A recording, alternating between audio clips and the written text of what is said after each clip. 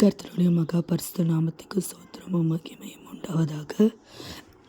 இதோ இந்த புதிய நாளுக்காய் ஒவ்வொரு காலை பொழுதும் அவருடைய கிருபை புதிதாக இருக்கிற தயவுக்காகவும் அவருக்கு நம்ம நன்றி செலுத்தவும் ஸ்தோத்திரங்களை பலியிடவும் இந்த நாளில் கூட கடவுள் நேற்றைய தினத்திலிருந்து இன்றைய தினத்துக்கு எனக்கு இந்த தொண்டையிலேருந்து கொஞ்சம் நிவாரணத்தை கொஞ்சமாக சரியாக்கிட்டு வராரு. அதற்காக நான் நன்றி செலுத்துகிறேன். முற்றிலுமாக இதிலிருந்து நிச்சயமாக விடுதலை ஆக்குவார். அந்த சாத்தானோட சோதனையிலிருந்து மீட்டு இந்த இதுலேயும் அவன் என்னை பேச விடாமல் தடுக்கிறான். ஆனாலும் தேவன் எனக்கு அதற்கான பலத்தை கொடுத்து வருவதற்காக நன்றி செலுத்துகிறேன்.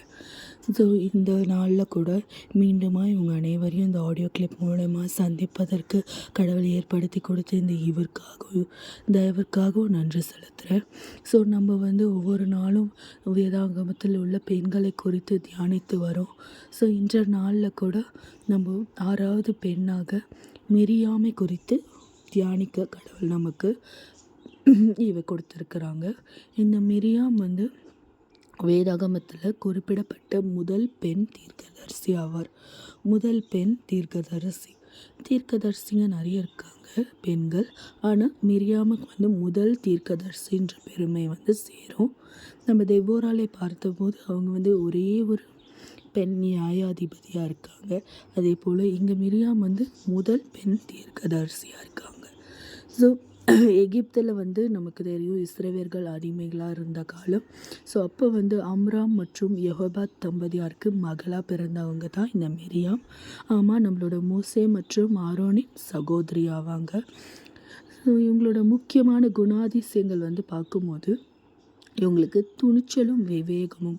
இவங்க சிறிய வயதில் இருக்கும் போதே நமக்கு தெரிந்த மாதிரி இந்த மோசே பிறந்தப்போ அவங்களோட தாயான யோகேபாத் அவரை நாணல் பெட்டியில் வைத்து நயல் நதியில் போட்டாங்க. அப்போ பார்வோனின் குமாரத்தை தான் அந்த குழந்தையை கண்டெடுத்து அதை பார்க்கும்போது இவங்க இந்த சின்ன பெண்ணாக இருந்த போதே மிரியாம் அந்த பார்வோன் குமாரத்திக்கிட்ட போய் துணிச்சலாக சென்று மூசேக்கு பாலூட்ட அவனது சொந்த தாயே செவிலி தாயாக நியமிக்க ஏற்பாடு செய்தாள்.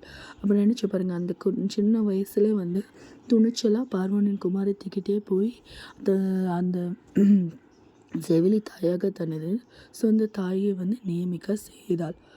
இன்னொரு குணாதிசயம் துதிக்கும் ஆராதனை வீராங்கனை.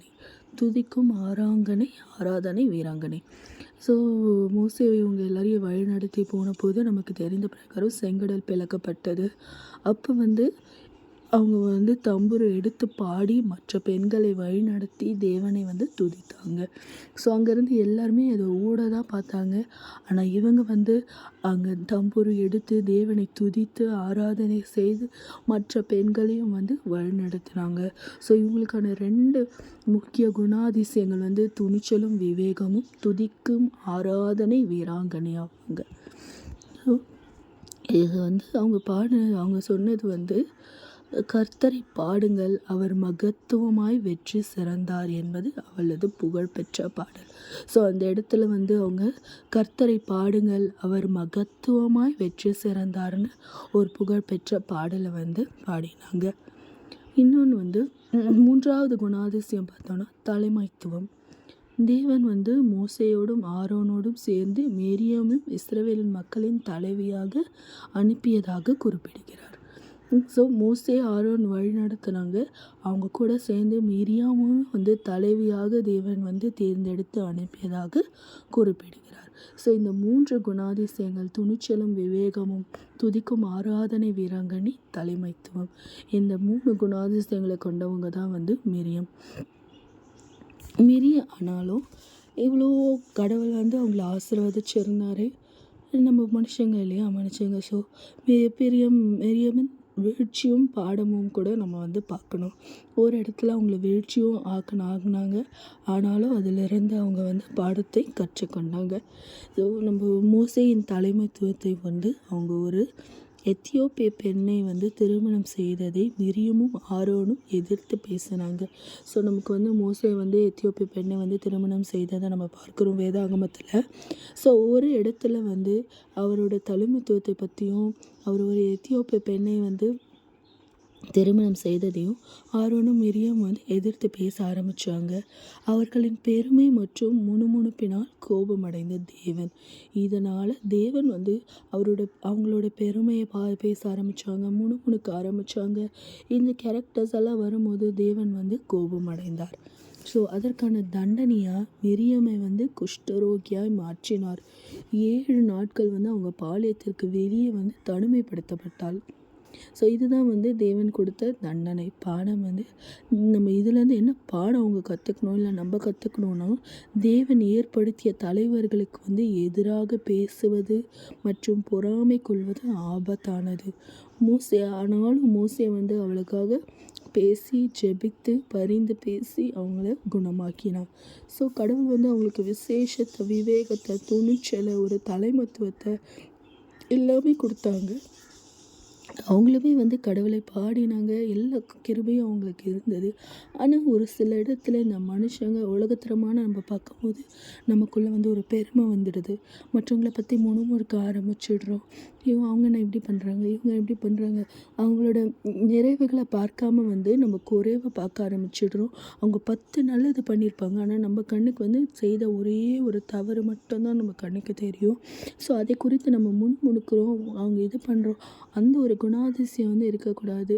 அப்போது தேவன் அதனால் கோபம் அடைஞ்சு அவங்களுக்கு அவ்வளோ ஒரு பெரிய தண்டனையை வந்து கொடுத்தாங்க. ஸோ இதில் வந்து தலைவர்களுக்கு எதிராக நம்ம தேவன் ஏற்படுத்திய தலைவர்களுக்கு எதிராக நம்ம பேசக்கூடாது. அது வந்து அவங்க சொல்கிற பிரசங்கம் இருக்கா, அதை மட்டும் தான் நம்ம கேட்கணும். கடவுளோட வார்த்தை அவங்க என்ன சொல்கிறாங்க அதை மட்டும் நம்ம காதுகள் கேட்டால் போதும். அவங்க இப்படி இருக்காங்க, அவங்க அப்படி இருக்காங்க, இங்கே ஏமாத்துறாங்க, அது ஏமாத்துறாங்க, அது நம்மளோட வேலையே கிடையாது. அவங்க சொல்கிற வார்த்தைகளை மாத்திரம் நம்ம காதுக்குள்ளே போட்டுக்கணும். மீதி காரியங்களை அது கடவுள் ஏற்படுத்தினவங்க, அது கடவுள் வந்து நியாயம் தீர்த்துப்பார். நியாயம் தீர்க்க நம்ம வந்து கடவுள் கிடையாது, நம்ம வந்து மனுஷங்க.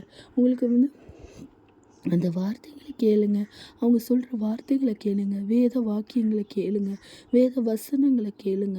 அதன் மூலம் கடவுள் நம்மளுக்கு என்ன உணர்த்துறாரு அதை மட்டும் நம்ம கேட்போம். அவங்களோட பர்சனல் லைஃப்பில் மற்ற காரியங்களை குறித்து நம்ம முணுமுணுக்கவோ அதை நம்ம பெருமையை பேசவோ நம்மளுக்கு வந்து கடவுள் சொல்லிக் கொடுக்கல. அது வந்து அவரோட வேலை. நியாயம் தீர்ப்பது கடவுளோட வேலை, அதை அவர் பார்த்து கொள்வார். அதை மாத்திரம் நம்ம மூளையில் வந்து நம்ம சொல்லிக்கணும். மீதி விஷயம் பார்க்காத, அந்த வார்த்தை என்ன, வேத வார்த்தை என்ன, அதை மாத்திரம் வாங்கி கொள்ளுங்க. அப்போ நிச்சயமாக கடவுள் வந்து நம்மளை ஆசீர்வதிப்பார். மீதி நியாயம் தீர்க்கிற வேலையை கடவுள் பார்த்துப்பார், அது நம்மளோட வேலை கிடையாது. இவ்வளோ செஞ்சுமே மோசே வந்து அவளுக்காக பரிந்து பேசி அவங்கள வந்து குணமாக்கினாங்கன்னு பார்க்குறோம்.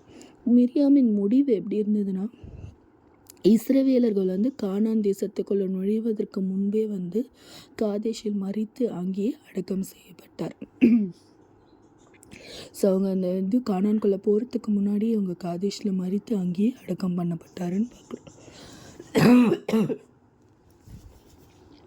ஸோ மிரியாமின் வாழ்க்கையிலிருந்து நம்ம கற்க வேண்டிய 3 பாடங்கள் வந்து பார்த்தோன்னா, சமயோசித புத்தியும் துணிச்சலும். நம்ம பார்த்தோம் இல்லையா, சின்ன வயசுலேயே அந்த துணிச்சலாக அவங்க பண்ணது, அந்த துணிச்சல் இருக்கணும். துதியின் தலைவி, அவங்க வந்து துதியின் தலைவியாக தான் இருந்தாங்க. கர்த்தரை துதிச்சாங்க, பாட்டு பாடினாங்க, அவங்க வந்து கடவுளுக்கு நன்றி செலுத்தினாங்க. ஸோ அந்த மாதிரி நம்மளும் துதியின் தலைவியாக இருக்கணும். தலைமத்துவத்தை பங்கு, அவங்க பெண்ணாக இருந்துமே அந்த இடத்துல தலைவியாக தலைமத்துவத்துக்கு அவங்க பங்கு வகிச்சாங்கன்னு தான் நம்ம பார்க்குறோம்.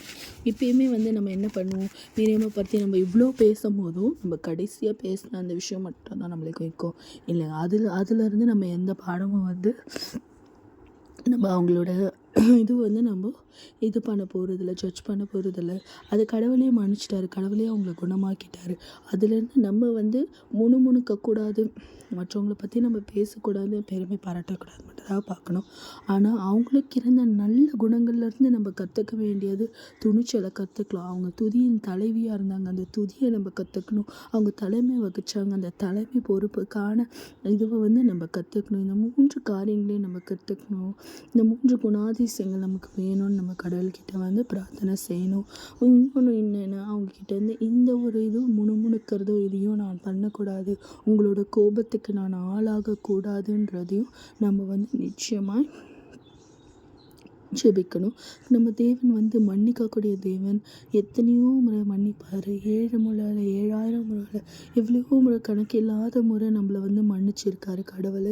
நம்ம வந்து இன்றைய நம்ம இருக்கிற நிலைமையை பார்த்தோன்னா நம்ம பண்ண பாவத்துக்கு நம்ம பண்ண இதுக்கெல்லாம் எப்படா நம்ம இருக்கோம் அப்படின்னு யோசிக்கிற அளவுக்கு நம்ம வாழ்க்கை இருக்கிறது. No one is perfect. யாருமே நம்ம பர்ஃபெக்ட் கிடையாது. நம்ம ஒருத்தர் நம்மளால் சொல்ல முடியாது நான் எந்த பாவமும் பண்ணதில்லைப்பா நான் பரிசுத்தவான்னு சொல்லவே முடியாது. தேவன் மாத்திரம்தான் பரிசுத்தமானவர். அவர் மாத்திரம்தான் பரிசுத்தமானவர். நம்ம வந்து உலகத்தனமான பாவங்களை நம்மளே அறியாமல் நம்ம பண்ணிட்டு தான் இருப்போம். ஆனாலும் நம்மளை மன்னிக்கிற தேவன். நம்ம எத்தனையோ முறை பாவங்கள் பண்ணியும் நம்ம மன்னிக்கிற தேவன். அவர்கிட்ட 1000கணக்கான ஆடுகள் இருந்தாலும் ஒரு ஆடு வழி தப்பி போனாலும் அதை வந்து தேடி வந்து அதை வந்து நல்வழிப்படுத்தக்கூடிய நல்ல மேய்ப்பனாக இருக்கிறாரு. ஸோ அதான் பிரகாரம் வந்து நம்ம வந்து அவரோட ஆடுகளாய் அவர்கிட்டயே இருக்கணும். அவரை விட்டு விலகி போகக்கூடாது. அப்படி நம்ம போனாலும் அவர் நம்மளை பிடிச்சி இழுத்துட்டு வந்துடுவார். ஆனால் அது ஒரு முறையாக அவளுக்கு மனசுக்கு எவ்வளோ வேதனையை தரும்னு நம்ம வந்து உணர்ந்து நடிக்கணும். அந்த வேதனையை அவருக்கு நம்ம கொடுக்காம இந்த புதிய வருடத்தில் ஒவ்வொரு நாளும் அவர்கிட்ட இன்னும் எப்படி சேர்றது, அவரை இன்னும் எப்படி தியானிக்கிறது, அவரோட வார்த்தையை இன்னும் நம்ம எப்படி தியானிக்கணும், அவர்கிட்ட இன்னும் எப்படி ஜெபம் பண்ணணும், நம்மளோட ஸ்பிரிச்சுவல் லைஃப்பில் நம்ம ஸ்ட்ராங் ஆகணும். இந்த வருஷம் வந்து நம்ம ஒரு முயற்சி எடுக்கணும். நம்ம ஒரு முடிவு பண்ணணும். ஸ்பிரிச்சுவலி நான் வந்து ஸ்ட்ராங் ஆகணும், இன்னும் வளரணும். உலகத்தரமான வளர்ச்சி மாத்திரம் இல்லை, நம்மளோட ஸ்பிரிச்சுவல் லைஃப்லேயும் நம்ம இன்னும் வளரணும். இன்னும் ஒரு கடவுளுக்கு பெருமை சேர்க்கணும். அவருக்கு வந்து சாட்சியாக நிற்கணும்னு நம்ம வந்து ஜெபிக்கணும். இந்த வருடத்தில் உங்களோட ஒவ்வொருத்தருக்கும் ஒரு வாக்குத்தத்தம் இருக்கும். அந்த வாக்குத்தத்தத்தை வைத்து ஜெபிங்க. அந்த வாக்குத்தத்தத்தை வைத்து ஜெபிங்க. இன்னும் ஒரு ஜெபமாய் கடவுளுக்கு நம்மளோட டெய்லி ஜெபத்தில் ஒரு ஜெபமாய் உங்கள் ஆவிக்குரிய வாழ்க்கையில் நான் இன்னும் வளரணும் அப்பான்னு ஜெபிங்க. நிச்சயமாக கடவுள் வந்து நமக்கு அதுக்கான ஞானத்தை ஆவிக்குரிய ஞானத்தை கட்டளையிடுவார். ஸோ நம்ம ஜெபிக்கலாம். அப்பா ராஜா சோத்திரம் தகப்பனே, இந்த நாளில் காலை வேலைக்காக ஜெபிக்கிறோம் தகப்பனே. அப்பா ராஜா தகப்பனே, இதோ இந்த ஆடியோ கிளிப் மூலமாக அப்பா இதோ இந்த 7வது நாளை 6வது பெண்ணை குறித்த நாங்கள் அப்பா பேசி அதற்காகவோ ராஜா அவர்கள் குறித்து ஆராய்ந்து அறிந்து கூடிய ஞானத்தை நீர் எங்களுக்கு தந்த ஈவுக்காகவும் கிருபைக்காகவும் நன்றி அப்பா. இப்படி ஒரு ஸ்லாக்கியத்தை எங்களுக்கு கொடுத்தீங்களே அதற்காக உமக்கு நன்றி அப்பா. இதன் மூலம் அப்பா நாங்கள் பயன்படுவோம். அவங்களோட குண அதிசயங்களை நாங்கள் கற்றுக்கொள்ளவும் அப்பா. நாங்கள் எதை செய்யணும் எதை செய்யக்கூடாது, எப்படி இருக்கணும், எப்படி எங்களோட வாழ்க்கையை நடத்தணுன்ற காரியத்தை நாங்கள் பற்றிக்கொள்ள கிருபை செய்யுங்க அப்பா. மற்றவர்களை நாங்கள் நியாயம் தீர்க்காத வண்ணம் தகப்பனே அது உம்மோட வேலைன்றதை நாங்கள் உணர்ந்து கொள்ள கிருபை செய்யுங்க. அவங்க வாழ்க்கையிலிருந்து நிறைவே குறைவே அப்பா நாங்கள் ஜட்ஜ் பண்ணாதபடி தகப்பனே அப்பா உம்மோட வார்த்தைகளை மாத்திரம் நாங்கள் எடுத்துக்கொள்ள கிருபை செய்யுங்க ராஜா. அப்பா அவங்களோட குணாதிசயங்களை மாத்திரம் நல்லதை மாற்றம் நாங்கள் எடுத்துக்கொள்ள அப்பா எங்களுக்கு ஞானத்தை கொடுங்க, ஆவிக்குரிய ஞானத்தை கொடுங்க. இந்த வருடத்தில் கூட ராஜா அப்பா உங்களோட ஆவிக்குரிய வாழ்க்கையில் நாங்கள் மென்மேலும் வளர கிருபை செய்யுங்க. உலகத்தரமான வளர்ச்சி அல்ல அப்பா, ஆவிக்குரிய வளர்ச்சியை நாங்கள் வாழ கிருபை செய்யுங்க. அதில் வளர உங்ககிட்ட இன்னும் நாங்கள் சேர அப்பா நாங்கள் ஆடுகளாக அப்பா உங்ககிட்டே அடங்கி இருக்க கிருபை செய்யுங்க. உங்களை விட்டு நாங்கள் தொலைந்து போகாதபடி எங்களை பார்த்து கொள்ளுங்க ராஜா. பிசாசானவன் எங்கள் வாழ்க்கையில் எந்த ஒரு சோதனையும் கொண்டு வராத வண்ணம் அப்பா அந்த ஆவிக்குரிய வாழ்க்கையில் மாற்றம் நாங்கள் வளர கிருபை செய்யுங்க. எங்கள் ஒவ்வொருத்தரோடு இருங்க. இதை கேட்குற ஒவ்வொருத்தரும் ஆசீர்வதிங்க. அவங்களோட வாழ்க்கையின் தேவைகள் அப்பா அவங்களுக்கு கண்டறிய அவங்களுக்கு சந்திக்கப்பட கிருபை செய்யுங்க. ஒவ்வொருத்தரும் இதன் மூலம் ரட்சிக்கப்பட கிருபை செய்யுங்கப்பா. அப்பா உமக்கு சித்தம் இல்லாமல் இதை நாங்கள் கேட்க மாட்டோமாப்பா. ஏதோ ஒரு நோக்கம் ஏதோ ஒரு சித்தம் நீங்கள் எங்களை கொடுத்து செய்ய வல்லவராக இருக்கிறீங்க. அதற்காக நன்றி. அதற்கு தடையாக எங்கள் பாவங்கள் நிற்காதவண்ணம் எங்கள் பாவங்களை மன்னித்து ராஜா அப்பா எங்களை சுத்திகரித்து எங்களுக்கு தேவையான அப்பா அந்த உம்மோட காருண்யம் உம்மோட கிருபை உம்முடைய அப்பா தயவை நாங்கள் பெற்றுக்கொண்டு இந்த வருடம் முழுவதும் உண்மை வைத்து நாங்கள் செயல்பட கிருபை செய்யுங்க. எங்களை குறித்து நீங்கள் வைத்திருக்கிற திட்டம் செவ்வனமாய் நிறைவேற எங்களை ஆயத்தப்படுத்துங்க. நீரை எங்களோடு இருந்து வழி நடத்துங்க, ஆசீர்வதிங்க, பலப்படுத்துங்க, ரட்சிங்க. மீட்பு ரட்சிகரமாக இயேசு கிறிஸ்துவின் ஜெபிக்கிறோம் ஜீவன் நல்ல தகப்பனே, ஆமேன்.